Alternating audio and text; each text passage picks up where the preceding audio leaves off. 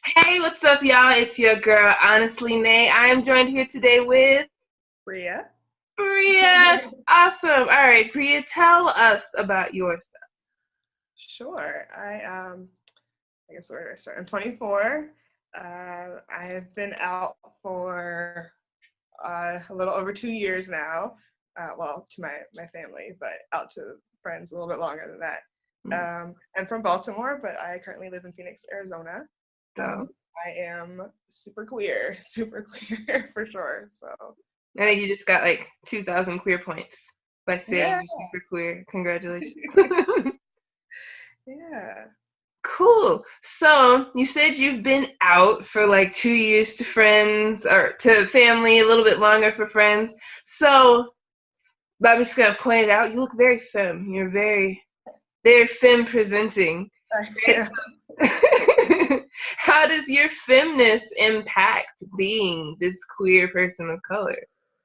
Oh my gosh, I feel invisible. I feel invisible in queer spaces, and I think it's gotten better only because I'm figuring out how to like not so much drop hints, but just tell people flat out. Because I used to do the dropping hints thing, like, because I think when I'm in queer spaces, like, I immediately get written off as straight, and then people don't gel as well. Like, you're trying to foster those friendships, and they're like, oh, okay, there's a like straight girl who's hanging out. Like, this is fine. And I'm like, no, like, I'm one of y'all, like, invite me to talk. And so now these days, a lot of times I just tell people, like, I'm very transparent, very upfront about it. And I get that there's a privilege in that because I can go in certain spaces and not have to worry about people being weird about the fact that I'm queer because they just don't pick up on it. But I do feel this pressure to like constantly come out. Like I feel like I'm constantly coming out. And even when I'm out with like my queer friends, I still somehow get like separated or like people don't realize that we're all like there together. So it's different. And then I get the whole like, ignorant comments where people are like, oh, you're too pretty to be gay. And I'm kind of like, oh, okay. Like, I didn't realize that there was like, the standards of beauty don't apply to whether or not I like women or not. So somewhere else. So there's kind of that. And then another interesting thing that I found when it comes to this is that people assume, okay, because I'm super femme, that I'm only interested in other super feminine women, which I think is kind of funny. Like, I don't know where that stems from. I think it stems from porn. Honestly, like, I think it's like people do like lesbians or like two gay women and they're like both super femme and it's like this fantasy. And so then people are intrigued. And then when they see the type of women I typically date, they're like, wait, no, that's not what I was thinking. Like, so that's hard. And dating in general is hard because I feel like I have to kind of overcome those hurdles of like being very forward. And I'm not a very forward person. I'm totally like an introvert. I wouldn't say I'm super quiet, but like I feel people out before I start like getting involved in them. But when it comes to my identity and like pursuing someone, I have to be like very vocal and very bold. And so I guess in some ways it's been good. Like since I've been out, it's forced me to like be a little bit more forward. But sometimes it would be nice for someone to just like pick up on it. But I don't know. I don't know what I need to do, like what I need to put on my forehead to make it like more apparent for people. Rainbows and glitter. Rainbows, and right? a unicorn horn. Oh my gosh. I used to wear my rainbow bracelet and people are like, oh, you're an ally. That's so great. And I'm like, no. You need a shirt that just says I'm gay. Yeah. I'm queer. I'm gonna get one. I'm gonna get a hat. I'm gonna get a shirt. But I mean, so far, I'll say, since I have navigated the spaces fairly well. I do date, and I'm completely out at work. I'm completely out to my family. So I'm pretty fortunate, even though I feel like I'm hiding in plain sight. Yeah. I think that's really interesting how you said that people see you and they see that you're very femme and then they assume that means that you're attracted to other very femme women. Because in my experience, like the heteronormativity of our society, people see an extremely femme person and assume that you're automatically supposed to be with a masculine person. And then this whole idea of like femmes that are attracted to other femmes is like taboo and is like weird. And like I'll admit that like when in my little gaby days before I got me some education, that might have been like a standpoint that I held with too, but people are attracted to whoever the hell they're attracted to and they can't help their outward appearance kind of thing. So you said that, you're doing pretty good. You're going out and you're dating and you're approaching people. So how does setting up a date work with your like invisibility? Oh gosh. This is something I'm still trying to figure out. I guess my strategy is always kind of like, I will ask women out on dates. Like that's not a problem. I will ask her out on a date, and I will like in my mind, when you ask someone out on a date, like you are also assuming the responsibility of like paying for said date, and like you know what I mean. So like even as a femme, and even typically if I'm dating a more masculine woman, a stud, I will, if I offer the date, like I'm gonna pay for the date. And I think that's the one thing that people always are surprised by, that like I still kind of initiate dates. And I think part of that is also I'm a little bit like alpha female like personality. So I have no problem doing that, but a lot of times it's just me being, like I said, like very forward, like let's get together sometime. And sometimes I'll kind of navigate to see, because I think it's not so much people, like once it's out there that I'm interested in women, that's not an issue, but figuring out whether or not someone's available when I first meet them is always kind of weird. Like I am so afraid of being that girl in a club or at the bar that like approaches someone and their like girlfriend comes out of the bathroom and I'm like, oh hell, like shit, I just love it. Because when I first came out, that almost happened with my friends. They were trying so hard to get me to talk to this girl, and I finally was walking toward her, and her girlfriend just like, oh, and I was just like, like turning around now. Right. I'm going this way. Right, exactly. Like I don't know where I was going at that point. Away in shame, but yeah, and it's typically I'll initiate. Although I have had some women, the second that I kind of come out, they'll then kind of hop on that, like, oh, okay, like we're clear. So it kind of just depends on who steps up to the plate first. Yeah. But I think I've had to be more assertive than not these days. Yeah. So I identify as masculine of center. And I think it's really interesting how you say, like if I initiate the date, then I'm the one who's going to pay for the date, which is definitely like the standpoint that I take. But for some reason, like even if the other person initiates the date, they feel like this gender role in society, since I'm the masculine one, that, I'm responsible for, because you came up with an idea, I'm responsible for paying for this date too. So do you get like any pushback from any other like masculine women that you've been with, or even like talking to your friends in general about how like, yeah, I took this girl out last night and I picked up the tab because it was my idea? I think they're surprised. Like I've had a couple friends be like, really? Like, why didn't she? That's rude. She didn't reach for it. And I'm like, well, she didn't ask me out. Like I asked her out. That doesn't make sense. So I think, like you said, it just speaks to that like old gender role thing that people just can't seem to shake. And I quite like that in queer relationships, there really isn't a gender role. I mean, I think there are a lot of masculine women who fall into certain roles and men fall into certain roles, and that's fine. But as far as like really pursuing each other, I think straight people could like stand to learn something from queer people when it comes to that, because there's kind of this thing, I think there's less expectations when you do that on either side. Like there's no, you know what I mean? Like sometimes it's like, oh, this guy's paying for this date, so I need to feel like pressure to like do X, Y, Z, where I think it's a little bit more level. I have had some women feel really uncomfortable with me paying. Like I'll ask them out, we'll get there, I'll like go for the bill, and they're like, no, I'm not letting you do that. And I will fight but for so long. You get me once, you see, sure? Okay, all right, fine, cool, go for it. And I've been in that position too, but for the most part, I think they're flattered. Like they're a little bit more like, oh, like she's not like a gold digger, or like, trying to find someone to take care of her. That I think a lot of the stereotypes that femmes, or like femmes that are assumed to be pillow princesses, can fall into. And so for me, like, it's a thing of pride. Like I'm also a romantic. Like I like to pursue, I like to do all the like cute stuff. And so if I can do that and I can afford to do that, I'm going to do it. So, yeah. So for my followers that don't know, pillow princess is a feminine female who lays on the pillow and all she does is receive. She doesn't give. She doesn't participate. She's pillow princess. She just chills there. Doesn't do anything. I cannot stand that term. Why? What irks you the most about it?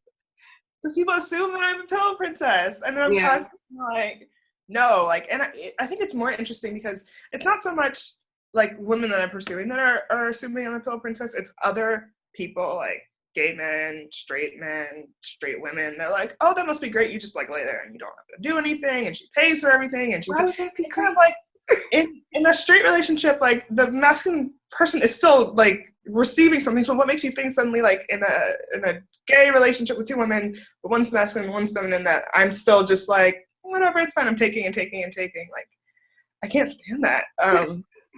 And I think it also is unfair for masculine-centered women of center, because I still butcher that. Anyways, you know what I'm trying to. We get the gist. Yeah, but I feel like that's still unfair because it assumes that they are not interested in receiving anything, or like their only joy is giving. And I kind of think that's silly. I have yet to encounter or pursue or date a masculine woman who wasn't interested in receiving anything. And I think I've been lucky in that sense, because I would have hated to have like come out and the first woman I was with be like that way, because I think I would have been kind of in for a shock when the next one rolled around. And I think also part of the fun of being with a woman is like actually engaging in all of the activities you can engage in with them. So being a pillow princess and not contributing to the relationship, I think it opens up a space for like some toxic power things. And if you're into that, and that, you know, that's your dynamic, that's different, but that I like to give too. Nice. Y'all hear that? She's single. You're a phoenix. No, I'm a giver, and I'm a Taurus. So you talked about how your invisibility can sometimes act as a privilege. We talked a lot about how like difficult it is to feel invisible in all these circles, but talk to me about some of those areas of privilege that you're able to walk in between, and how it feels to have that privilege. Oh, that's a good question. I feel guilty a lot, because I think I've watched, you know, my masculine friends experience a lot of discomfort, like in certain spaces. You know how like they'll have a club, you know, it's a straight club and it's ladies' night, and I go in, you know, with my 4 femme friends and my 1 masculine friend, and suddenly the, you know, bouncer is all like, wait, you gotta pay, and it's like, no, she's a girl. And then it comes into this whole body politics where you don't look like a girl. And so for me, in that sense, like that always irritates me, and I'm very quick to be like, she's a woman, like this, you said it's ladies' night, like this is, you know, and I'll kind of like cape for them in that way. And I think that helps with me feeling that guilt. And also just like, if I don't feel safe, if I'm in a space where I'm around a lot of straight men and they're making a lot of homophobic content, sometimes I'll speak up, but sometimes I will just completely be quiet about who I am and how I identify. It's a little harder when they're directed at me, because more often than not, if they're directed stuff at me, then I'm definitely going to check you. I've had some unfortunate confrontations. I remember being in a club once, and this guy was talking me up, so excited, and he finally was like, oh, can I take you out for dinner sometime? And at the time I was still with my ex, and so I was like, oh no, I have a girlfriend. And it was like the record scratched, like his whole face changed, his whole demeanor changed suddenly. I guess he called himself talking to me like one of the boys, but it really felt more like he was like belittling me, and like I wasted his time. And that, you know, I realized in that moment, like people experience this as soon as they meet people, versus me kind of like, you have to kind of peel back some layers before you learn that about me. And so I feel bad, because I know that people can't get jobs because they're perceived to be gay, or then harassed in their workplace. And I, for the most part, hide it in plain sight. It's not something people know until I tell them. And I have to deal with the hurdles of being a woman and being Black when it comes to getting jobs. But generally speaking, unless you do some deep Googling of my name and find some stuff, you probably won't figure out that I'm queer off the bat. And I've even told some jobs, like during interviews, like, just so you know, like, I am. So if a girl drops by the office that looks like a boy, just know that this is why. But yeah, it's unfortunate. And I know a lot of older lesbians, especially, who never came out or still aren't out in the workplace. Like I'm one of probably 3 in my office who are out and queer that I know of. But the other 2, you just would never quite pick up on it. And I think they're actually more masculine center, and they actually do the whole femme thing just because, you know, they're older in their 50s and 60s, and they feel like they can't be themselves, even though they see that thankfully the tide is turning, and a lot more places are receptive. And even a very close friend of mine recently just finished up a job hunt where she had to completely go to a different city because everybody in the city was kind of like, they loved her resume, you know, what she was about. And the second she got there for the interview, it was like, oh, wait, never mind. That kind of made me check my own perspective of like, damn, at least I, like, there is something about me. There's a privilege of being behind. So, yeah. Oh. Well, don't feel bad because it sounds like you utilize your privilege in spaces where you have the energy to engage. And I definitely understand, you know, if you feel unsafe or if you feel like you can't say anything in the situation, you shouldn't. But it sounds like you always weigh your odds. And if you have to engage, like, you utilize that privilege that you have. So I know that I very much appreciate it because I've been caught in the line at ladies' night too. Like, no, no, I'm getting in for free and I want my free drink too. Like, this is why I'm here. Awesome. Well, thank you so much for having this chat with me. If you could have like one message for all my other femme queer women of color out there, or if you could tell your younger self something, what would it be? My younger self, if I would have known how receptive, you know, at least in my inner circle, listening to my intuition and trusting that it would have been fine to come out when I really started thinking about coming out, I would have told myself, do it, because I think it's a little bit harder to transition in some different ways when you're a little older. And then also be unapologetically yourself, like no matter what workspace, you know, you can be femme, like don't succumb to the pressures of, oh, if you're femme, you need to do this. And, you know, if I decide one day that I want to dress a little differently, people are going to start feeling differently, like just do whatever the hell you want to do. And for other femme women out there, like, be bold, like embrace it, be willing to be the upfront, because I tell you now, most women do not know. It's not that they're not interested, it's just that they don't know and they're not about to go hit on the straight girl. And yeah, so you know, sometimes that experience doesn't go well in personal experience because you're like, damn, you could have just said no, like you didn't have to come for my life. So it's like traumatic. Be bold. A lot of times they'll be surprised, but it's a pleasant surprise. So yeah. Yay. Well, where can we get a hold of you if we want to reach out to you? Oh, that's a great question. So I actually just launched a website. It's called justbreathefree.com. So my passion beyond talking about all things queer is I am into wellness and health. And so that website is like a place where you can learn about my wellness journey. And so I'm also on Twitter at justbreathefree and Instagram at justbreathefree. So if you Google that, you'll be able to find me. Yay. Well, thank you so much for chatting with me, Bria. It's so much fun. Yeah, thank you for having me. Thank you. All right. We will see you later, okay? Good. All right. Bye.